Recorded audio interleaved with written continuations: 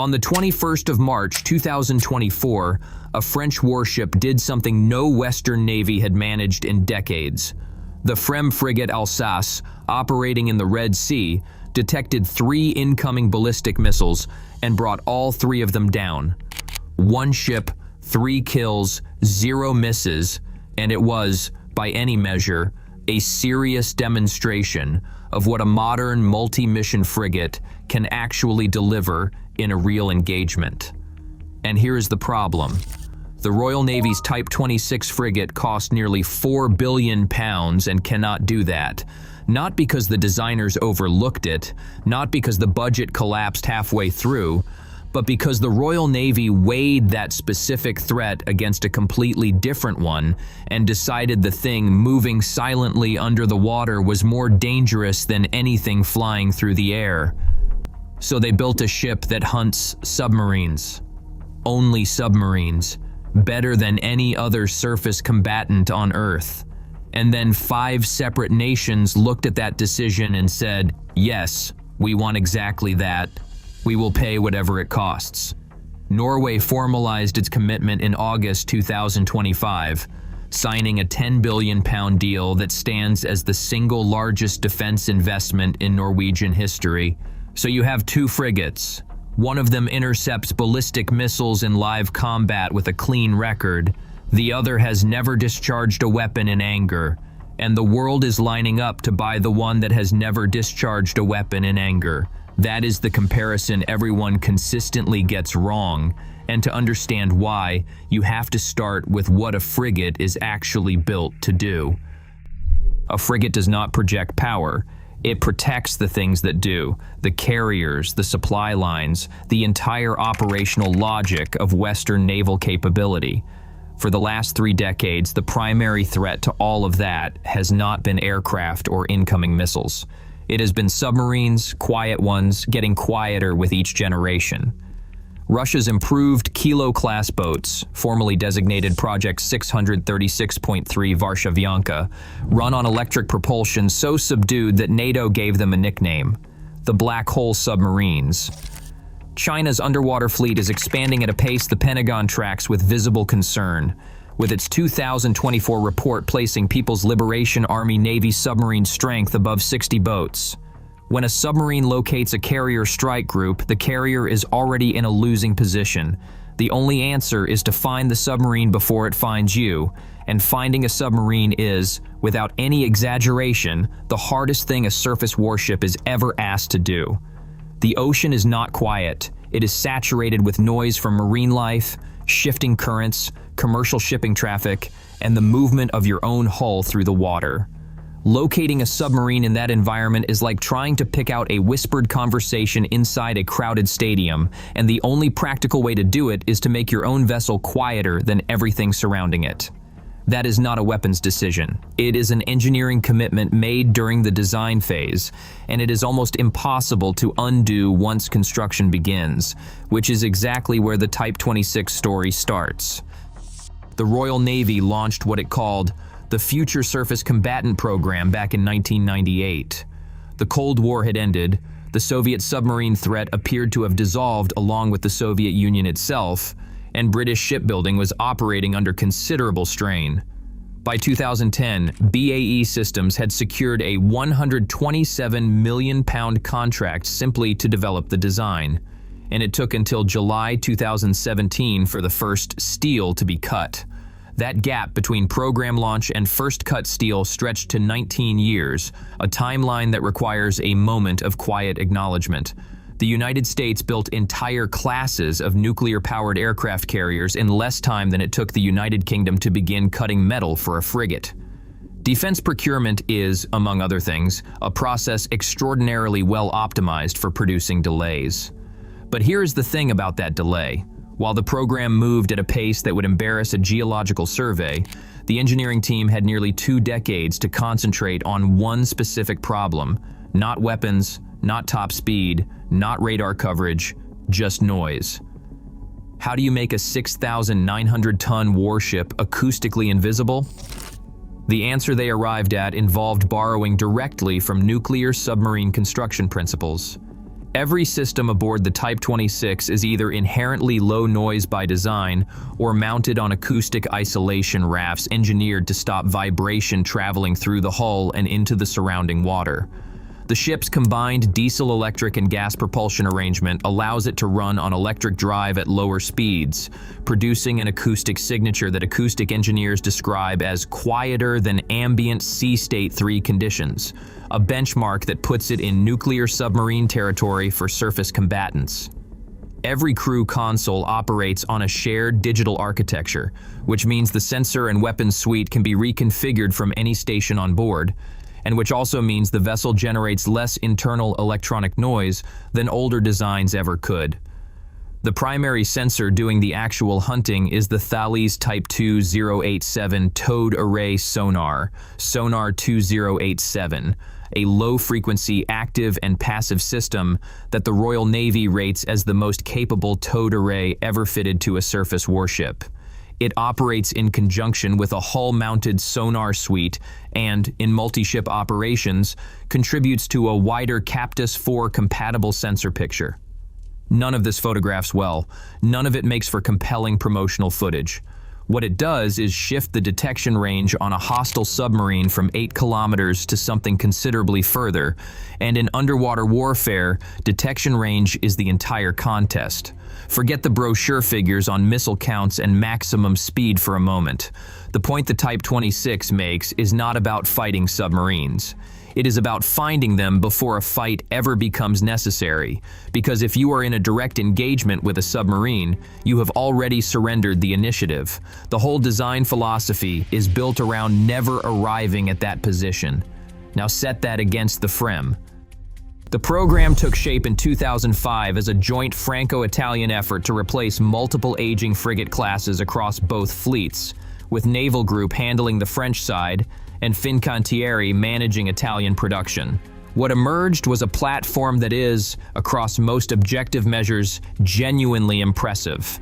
The hull runs between 142 and 144 meters, displaces up to 6,700 tons, and has been produced in at least 3 distinct variants covering anti-submarine work, air defense, and land attack. France currently operates 8.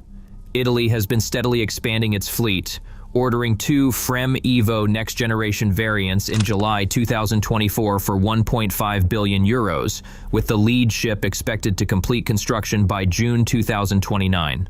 Egypt operates 3 hulls, Indonesia signed for 6 Italian-built vessels in 2021, and in February 2015, Egypt acquired a FREMM as part of a package that also covered 24 Rafale fighter jets and a substantial missile inventory, all for $5.9 billion in a single contract. That figure alone communicates the scale of ambition this program was designed to carry. The FREMM's combat record in the Red Sea is genuine and it matters.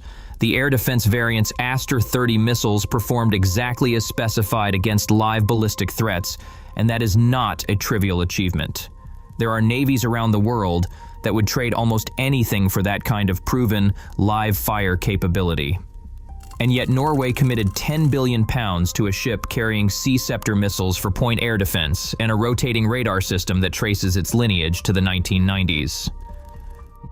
Norway's specific problem is not aircraft or incoming missiles. Norway's problem moves 200 meters below the surface of the North Atlantic. Russian submarine activity in Norwegian and North Atlantic waters has been climbing steadily since 2014, and Norway sits on NATO's northern flank, its fjords and territorial waters forming some of the most strategically valuable submarine transit corridors on Earth, including the Greenland-Iceland-UK Gap, the Giuk Gap, the choke point through which Russian submarines must pass to reach the open Atlantic and which has defined NATO's northern anti-submarine warfare strategy since the Cold War. When Norwegian defense planners mapped the threat, they reached the same conclusion the Royal Navy reached 3 decades earlier. The submarine is the priority, and everything else is secondary to it. Norway's existing Fridtjof Nansen-class frigates, capable ships by any reasonable measure, were never designed to meet that threat at the level it now demands. What followed was something that almost never happens in European defense procurement. Norway picked a partner, committed to a shared force concept, and signed the contract. The Royal Navy receives 8 Type 26 frigates, Norway is acquiring at least 5, and together they constitute a 13-ship North Atlantic anti-submarine warfare force, operating from a common platform with shared doctrine and a common threat picture. Norway's Chief of Defense had already articulated the reasoning clearly in April 2024, noting that small nations cannot afford to be the sole operator of a complex system, that you need a partner running the same hull, the same sensors, and the same strategic logic. That joint architecture is, in its own understated way, a more consequential development than any single missile intercept in the Red Sea, because it is not just a procurement outcome. It is two nations constructing a shared operational framework around a shared threat assessment, and that kind of alignment is genuinely rare. The arithmetic around cost, though, sits less comfortably. BAE Systems contracted the first 3 Type 26 hulls in June 2017 for £3.7 billion, which worked out to roughly £1.23 billion per vessel. The second batch of 5 followed in November 2022 for £4.2 billion, bringing that batch to approximately £840 million per hull. Those two unit costs do not reconcile easily, and procurement accountants have found them difficult to explain to ministers without lengthy supporting documentation. Canada's Parliamentary Budget Office estimated that 15 Type 26-based River-class ships would carry a price tag of $77.3 billion Canadian dollars, while Canada's own Department of National Defence subsequently offered a figure of 56 to 60 billion Canadian dollars before taxes. Both numbers are already outdated, and neither side of that gap has fully explained the difference. Australia, which originally ordered 9 Hunter-class frigates based on the Type 26 design, reduced that commitment to 6 ships in February 2024 and separately announced plans for 11 general-purpose frigates to fill the gap. That is not the decision of a government entirely relaxed about where the cost curve is heading, and yet HMS Glasgow, the lead vessel of the class, is on track to reach operational service in 2028, with the full Royal Navy build scheduled for completion by 2033. BAE Systems has committed to reducing construction time from 96 months for the first hull to 60 months for the last, which represents a meaningful efficiency improvement if the schedule holds. The UK's Infrastructure Authority rated the program amber in its 2024 to 2025 annual report, which in procurement language means there are significant issues here that require managed attention, and we are watching closely. The FREMM, meanwhile, has absorbed its own considerable setback. The United States Navy selected a FREMM derivative as the foundation for its new Constellation-class frigate, which would have represented the largest export order in the program's history. In November 2025, that program was canceled. By the time the decision was made, the lead ship was only around 12% complete, and the final design had achieved approximately 15% commonality with the original FREMM hull, against the 85% that had been promised when the contract was awarded. Navy Secretary Phelan noted the program was delivering something closer to 80% of a destroyer's cost for 60% of a destroyer's capability, and the cost and schedule pressures generated by that divergence made the program impossible to sustain. The FREMM lost its largest potential customer without delivering a single hull to the U.S. Navy, which is the kind of outcome that tends to reshape how a program is discussed in procurement circles for years afterwards. This is the part of the comparison that the headline analyses consistently miss. The FREMM and the Type 26 are not competing for the same mission, and they are not competing for the same customer. The FREMM is a multi-mission platform built for navies facing a broad, distributed threat environment across wide geographic ranges, covering air threats, surface threats, and subsurface threats in roughly equal measure. The Type 26 is a specialist, constructed for one environment and one threat category, and it is the best surface combatant on Earth at that specific task. The comparison that matters is not which ship is technically superior in some abstract sense. The comparison that matters is which ship solves the problem you are actually facing. Coverage of the two programs almost never asks that question. It gravitates toward missile counts, speed figures, and unit prices, and in doing so, it misses the fundamental point. A frigate engineered to operate in the Red Sea against drone and missile threats is making completely different engineering trade-offs than a frigate engineered to operate in the GUK Gap hunting Russian nuclear submarines. Both ships are correct for their specific context. Both ships would be wrong if dropped into the other's operating environment without modification. Norway understood that distinction. The Norwegian Chief of Defense understood it. And that understanding is why, as of August 2025, Norway's largest single defense investment in history is a quiet ship with a modest Sea Scepter missile fit and an acoustic signature that people with access to the relevant figures prefer not to discuss in public forums. Canadian River-class ships, themselves based on the Type 26 design, entered early construction in 2026. Norway's frigates will follow on their own timeline. HMS Glasgow arrives at the fleet in 2028, and the complete Royal Navy build runs through to 2033. The North Atlantic anti-submarine warfare architecture that this entire program is quietly assembling, built around the GIUK Gap, anchored by Sonar 2087, and shared between two nations with a common threat picture, will take the better part of a decade to fully take shape, and what it looks like when it does will be a different kind of story to anything covered here. If that kind of long-form program analysis is the territory you want tracked, this channel covers it and will be here when the next milestone arrives. Subscribe and you will not miss it. The Alsace brought down 3 missiles in a single afternoon, and the record is clean. The Glasgow has never discharged a weapon. The world is buying the Glasgow, and now you understand exactly why.